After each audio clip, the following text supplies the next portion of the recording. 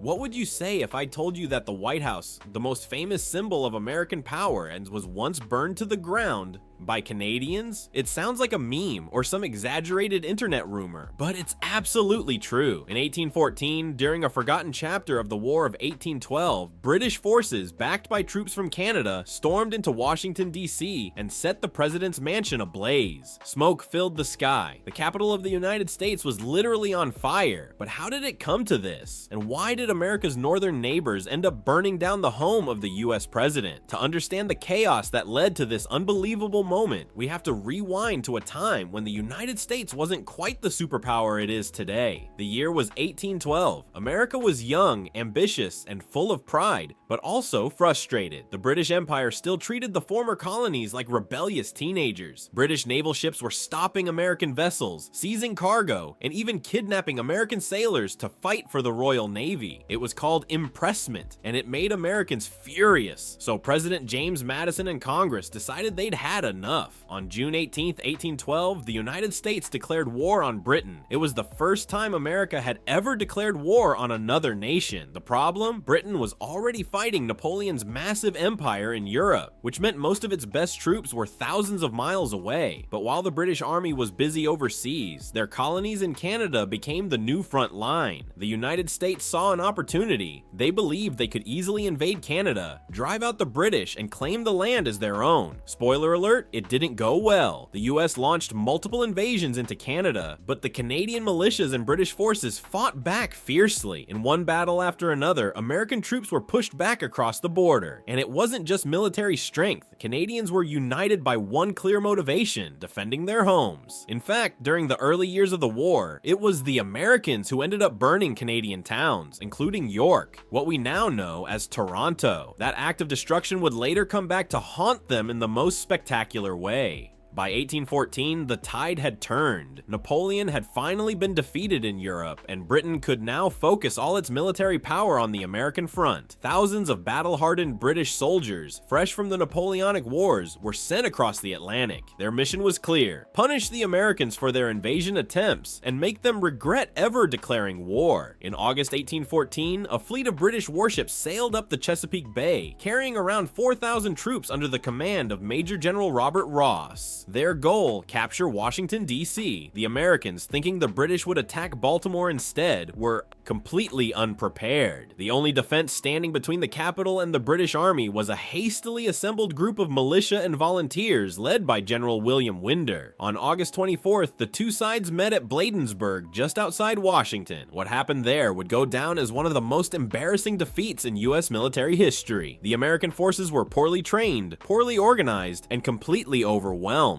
President Madison himself was on the battlefield, watching his army collapse before his eyes. British soldiers advanced through the smoke and chaos, and within hours, the road to Washington was wide open. When the British reached the capital that evening, they found it almost deserted. Government officials had fled, taking whatever records and valuables they could carry. First Lady Dolly Madison famously refused to leave until she saved a full-length portrait of George Washington from the White House wall. Oh, an image that would later become a symbol of survival. Moments after she escaped, British troops marched into the city. They set their sights on one building above all others: the President's house. The White House, still known at the time as the President's Mansion, was grand but vulnerable. As British soldiers entered, they found a dinner table set with food and wine, prepared for President Madison and his guests before they fled. According to reports, the troops sat down, toasted their victory, and ate the meal before setting the place ablaze. Flames shot through the roof. The night sky turned orange. The heat was so intense that it melted the glass and cracked the stone walls. Next, they torched the Capitol building, the Treasury, and the War Department. By dawn, Washington, D.C. was a burning ruin. The British justified the attack as retaliation, a payback for the American burning of York in Canada 2 years earlier. In their eyes, this was not just war, it was revenge. But even in destruction, fate had a strange sense of irony. The very next day, a powerful storm swept through Washington. Some said it was a hurricane, others believed it was divine intervention. Tornado-like winds ripped through the city, extinguishing the flames and forcing the British troops to retreat. Lightning struck several soldiers, and their leader, General Ross, decided it was a sign that their work was done. Within 24 26 hours of burning the city, the British were gone. When President Madison returned to Washington, he found his capital in ruins. The White House was a blackened shell, its walls scarred and roof collapsed. For months, Madison and his wife had to live in temporary quarters, a nearby building that would later become the modern-day Treasury Department. Congress met in makeshift halls, and the government struggled to function amid the ashes. Yet, out of that destruction came rebirth. The rebuilding of Washington became a national mission, a statement that America would not be broken, not even by the might of the British Empire. Architect James Hoban, who had designed the original White House, was brought back to oversee its reconstruction. He added a fresh coat of white paint to cover the burn marks on the exterior walls. And just like that, the president's mansion officially became known as the White House. It was more than a name, it was a symbol of resilience, a reminder that even in defeat, the young nation refused to bow down. As for Canada, their role in the burning of Washington cemented a national myth that still lingers today. Although technically it was the British Army that led the attack, many of the troops came from Canadian regiments. To this day, Canadians sometimes joke that they're the ones who burned down the White House.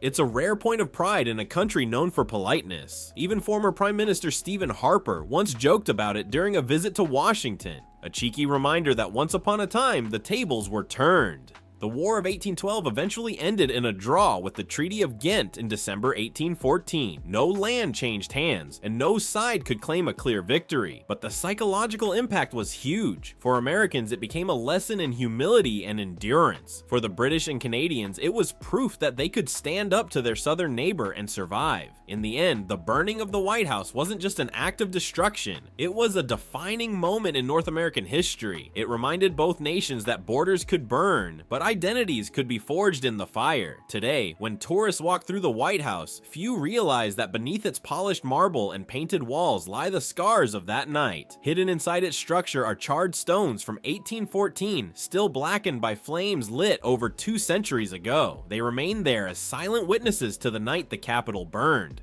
and to the unlikely fact that once upon a time, Canadians really did burn down the White House. Because history isn't always heroic, sometimes it's ironic, and in this case, it's proof that even the world's most powerful symbols can go up in smoke.